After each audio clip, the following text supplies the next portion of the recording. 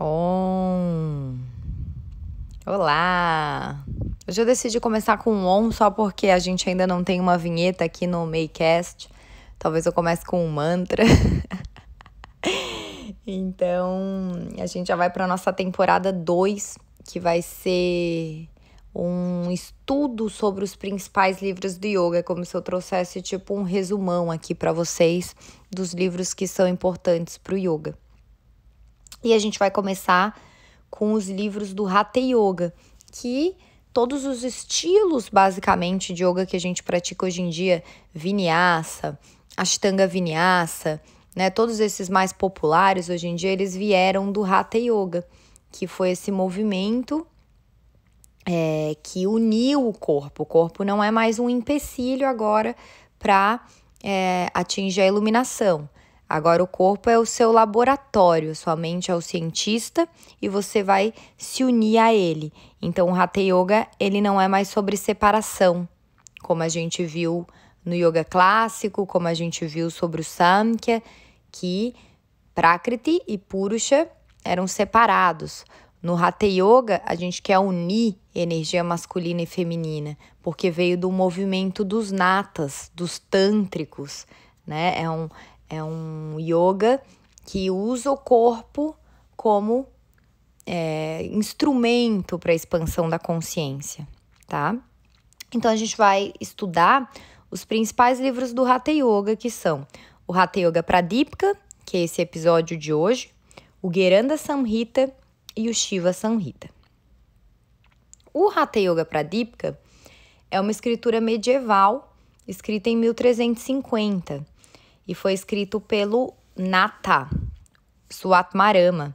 Sempre que você vê esse Nat, quer dizer que é um tântrico. Então, Goraksha Natha, né? Sempre que você vê Nat no início ou no final do nome, quer dizer que fez parte desse movimento dos natas que merece um podcast à parte qualquer dia, tá? O significado do título é interessante de se considerar para quem deseja começar a entender o conteúdo do livro. Pradipika significa luz ou iluminar. Ha significa sol. Ta significa lua. E yoga significa juntar-se, unir. Portanto, o título sugere uma luz sobre como unir o sol e a lua, né? Outra maneira de dizer isso seria o resumo de como ir além de todas as limitações impostas por viver em uma realidade mundana, onde a natureza e o espírito são mantidos separados. Quando visto dessa perspectiva, o Hatha Yoga, que eu já expliquei que é uma prática tântrica, porque ele tenta trazer uma harmonia entre essas duas energias da vida, né, o prânico e o mental. E também porque quer unir ali Shiva e Shakti. Shakti, nossa corrente feminina que viaja através de Ida Nadi, que é o nosso lado esquerdo. Temos a nossa corrente masculina que é transportada através de Pingala Nadi. E quando a união acontece ali no terceiro olho, plim, você se ilumina. Na visão mais antiga dos chakras, a gente tem 6 chakras só. Esse 7º chakra, ele é tipo um adendum ali, mais moderno, tá? Quando chega a energia feminina e masculina ali no terceiro olho, pro yoga isso é a iluminação, tá? E daí quando ocorre essa união na Nadi central, Sushumna Nadi, é o despertar da nossa consciência superior, né? A Kundalini, que tá lá na base da coluna, ela sobe e te dá essa realização, essa expansão da consciência. O Hatha Yoga Pradipika, junto com o Gheranda Samhita, que daí já é mais antigo, ali de 1650, é um dos manuais mais detalhados que ele descreve as técnicas do Hatha Yoga. Quem já leu Yoga Sutras, né? Esse formato sutras, que são aforismos, é uma definição curta sobre algo, por exemplo. Yoga é isso. essa postura é assim. Isso são sutras. É muito assertivo. Então, esse Hatha Yoga ele também é em formato de sutras descrevendo técnicas do Hatha Yoga. E ao contrário, né, da nossa crença popular hoje em dia, que fala que o Hatha Yoga é como se fosse um yoga fácil, Hatha Yoga é tudo menos fácil, até porque um dos significados de Hatha também é força, tá? Então, Hatha Yoga não é para os fracos de coração ou aqueles sem tapas, sem força de vontade.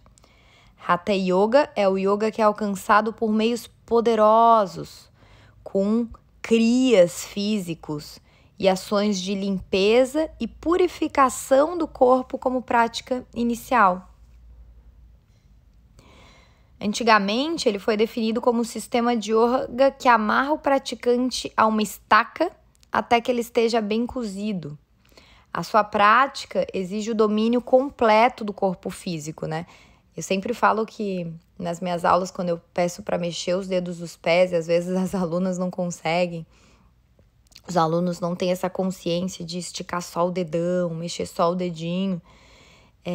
Isso é um siddhi, né, que o yoga te dá, que o Hatha Yoga te dá. Domínio da sua digestão, domínio da sua excreção, domínio de forçar um vômito se você sente que um alimento não te fez bem. Domínio da energia sexual. Isso tudo é Hatha Yoga, tá? E daí também o domínio do mental, tornando o corpo e a mente capazes de resistir a estados de êxtase prolongados que a união com o infinito te traz. Então, como é que você vai sentar para meditar ali meia hora e entrar naquele êxtase de olhar ali para o terceiro olho, como a gente vê na Índia? Às vezes tem gente que passa a tarde, né, nessa postura.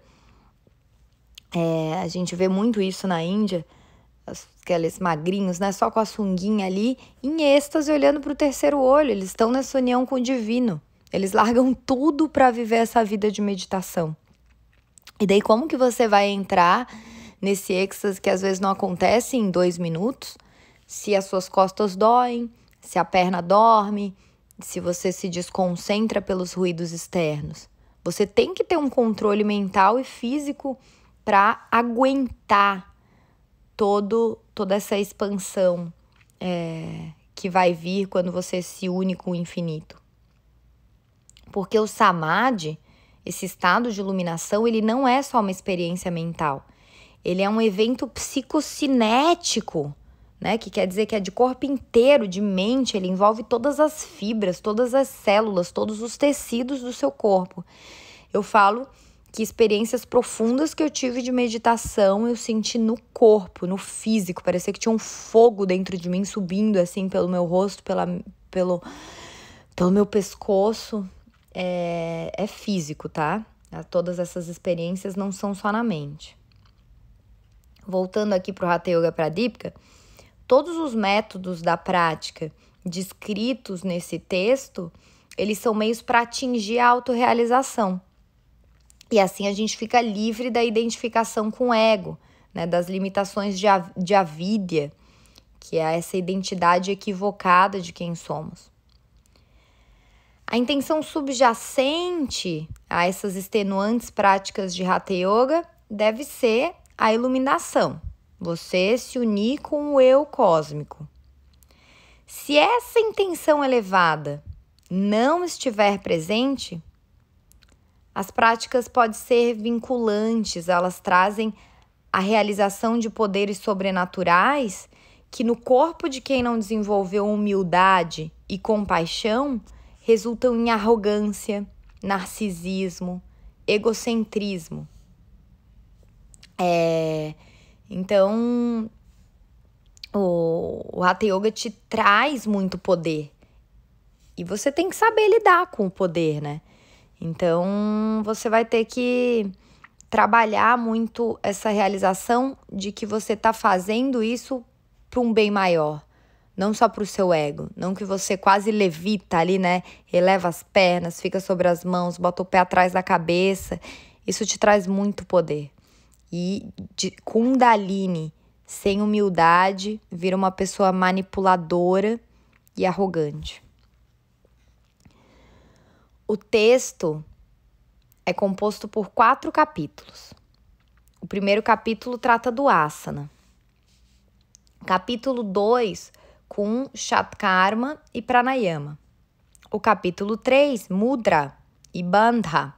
O capítulo 4, Samadhi. No capítulo 1, há diretrizes para o sadhana, bem como realizar vários asanas, e também traz sugestões de restrições alimentares que podem ajudar na prática de meditação. O capítulo 2 trata principalmente das técnicas que se chamam Shatkarmas, Shat 6, Karma, ação. São as 6 ações para limpar o corpo físico. Exercícios respiratórios que purificam o corpo prânico por meio da retenção da respiração, Kumbhaka. E várias práticas para equilibrar os doshas e liberar a energia bloqueada. O capítulo 3 concentra-se no uso de mudras, que são selos, são gestos, e bandhas, que são bloqueios, que são artifícios para despertar a Kundalini e direcionar a energia para cima, para a iluminação. O capítulo 4 descreve e fornece outras técnicas para atingir a perfeição na forma de ouvir. De acordo com Hatha Yoga Pradipika, Samadhi ocorre quando há o desenvolvimento de um corpo são e uma mente são. A realização da perfeição do yogi está na forma do som não tocado, o nadam. Em termos práticos, o yoga é alcançado quando alguém é capaz de ouvir Deus, de ouvir o absoluto como o pranava, o nadam, esse som da criação. Ouvir de verdade é saber de verdade. Então eu vou ler agora alguns trechos de alguns capítulos, capítulo 1, 2, 3 e 4, para você entender como que o livro é feito. Então eu selecionei alguns trechos aqui que eu vou ler para vocês. No capítulo 1. Comer demais, esforço, tagarelice. É uma tradução livre aqui, tá, gente? Eu li em inglês. Obedecer a regras, estar na companhia de pessoas comuns e instabilidade, né, uma mente oscilante, são as 6 causas que destroem o yoga. Entusiasmo, perseverança, discriminação, fé inabalável, coragem, evitar a companhia de pessoas comuns são as 6 causas que trazem sucesso no yoga. Então, assim, aqui, né, pessoas comuns. Eu falo, as pessoas que estão falando de coisas mundanas, que passam, né, que estão falando da notícia do jornal, aqui é catalogado naquela época, né, como coisas que te afastam, que não te trazem sucesso para o yoga. Esse é o versículo, vamos dizer assim, né, o Sutra 16. O Sutra 29, ele fala qual que é o melhor asana.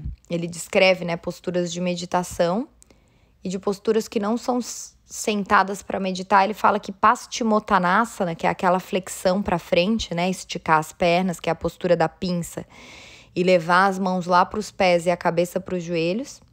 Esse é o Paschimottanasana. Ele fala, Paschimottanasana é o melhor entre os asanas.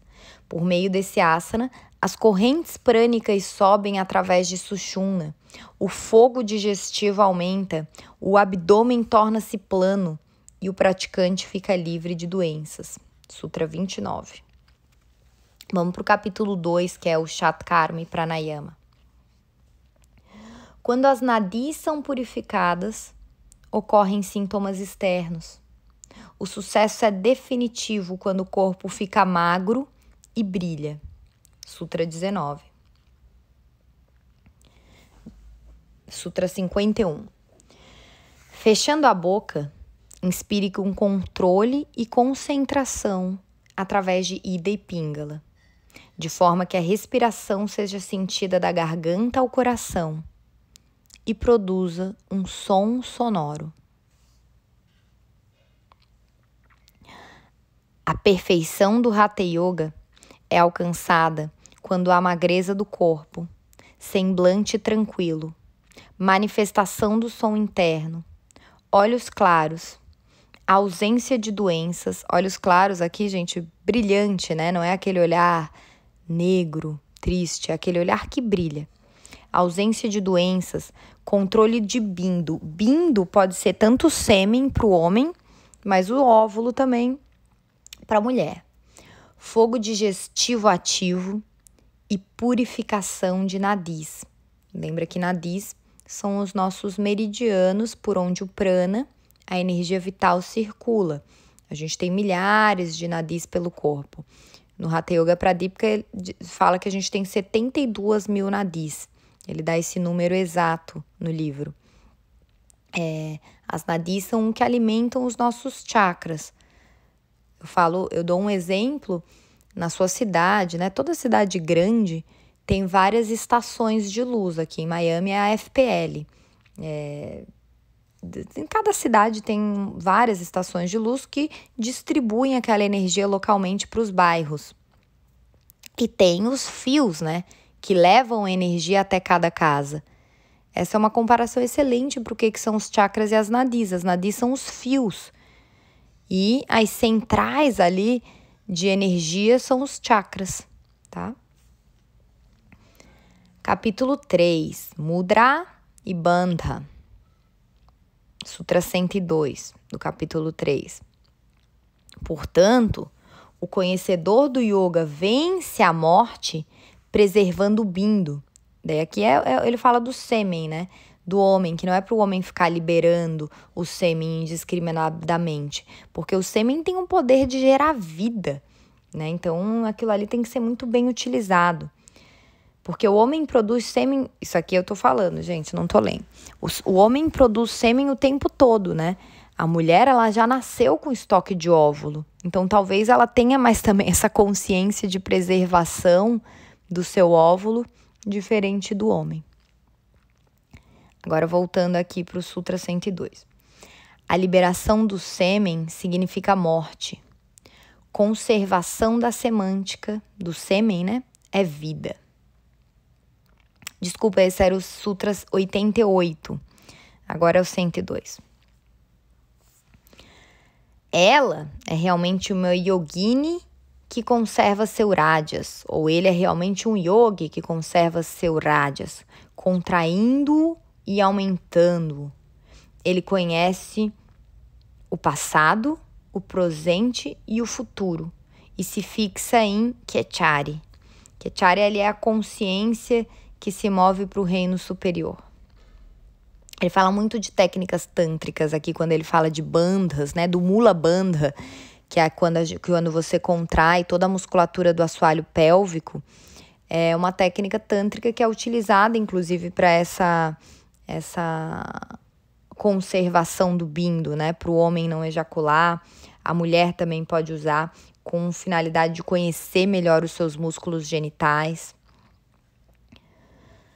O bindo é aquele rajas no próprio corpo se unem através da união pela prática de Vajiroli, concedendo assim todas as perfeições ou siddhis.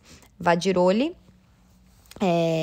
seria um bandha para conter essa energia. E siddhis são as paranormalidades, siddhis são os poderes que a prática te traz. O yogi que move a Shakti regularmente desfruta da perfeição ou siddhi. Ele facilmente conquista o tempo e a morte. O que mais há para dizer? Capítulo 4 do Samadhi. Quando a mente deixa de ser inconstante e se une, fixando-a em nada, ela se torna imóvel como um pássaro sem asas. Aquele que deseja o domínio completo do yoga deve, portanto, explorar o nada com uma mente atenta e abandonar todos os pensamentos. Então é isso. Finalizamos aqui com esses sutras que eu selecionei para vocês terem uma ideia do livro. O Hatha Yoga, ele seria, né, um contínuo do Yoga Sutras de Patanjali, esclarecendo vários pontos que já são abordados no Yoga Sutra, como Siddhis, como Samadhi, só que o Hatha Yoga Pradipika, ele enfatiza, que eu amo essa frase, eu falo muito em aula, que a mente não pode ser controlada por meio da mente. Ela é controlada através dos sentidos. Tem um sutra que diz, né? A respiração é a senhora dos sentidos, a respiração é a senhora da mente. Então, o equilíbrio absoluto do corpo, mente e o nosso corpo prânico é alcançado através da purificação do corpo físico. E é que do corpo físico purificado que a gente encontra o acesso para o corpo energético, tá? Então, acho importante também, lembrei aqui de falar, no Hatha Yoga Pradipika são prescritos 10 yamas e não só 5. São 10 niyamas, que são os niyamas são as observâncias no estilo de vida. Os yamas são as diretrizes éticas, observâncias externas com o mundo. O Hatha Yoga Pradipika também fala sobre uma vida isolada e sobre várias restrições alimentares. E o Hatha Yoga Pradipika, ele foi a primeira elaboração sobre os asanas, né? Asana significa assento. Então, ele fala também sobre os benefícios dos asanas. Ele enumera 15 asanas. O Paschimottanasana, que foi o que eu falei, o Mayurasana, o Shavasana, várias posturas sentadas, sendo que o mais potente das posturas sentadas seria o Siddhasana, que você senta de uma maneira adequada com as pernas para purificar todas as suas 72 mil nadis. Então, é um livro interessante, né, para quem quer praticar yoga, principalmente esse yoga físico que é o Hatha Yoga. Ele fala que a principal fonte de subsistência para o corpo não é a comida, é essa energia. Por isso que dá essa atenção para as nadis, para os chakras, para o pranayama, para os bandhas. E é isso. Acho que a gente pode finalizar aqui com um sutra que é o 114, do último capítulo 4, que é o Samadhi, que fala assim, ó. Enquanto o prana não flui na passagem do meio, né? Aqui passagem do meio seria Sushumna Nadi. Enquanto o bindo não é estabilizado pela restrição do prana, enquanto a mente não reflete a meditação espontânea, então, aqueles que falam de conhecimento espiritual estão apenas se entregando ao orgulho e contos falsos.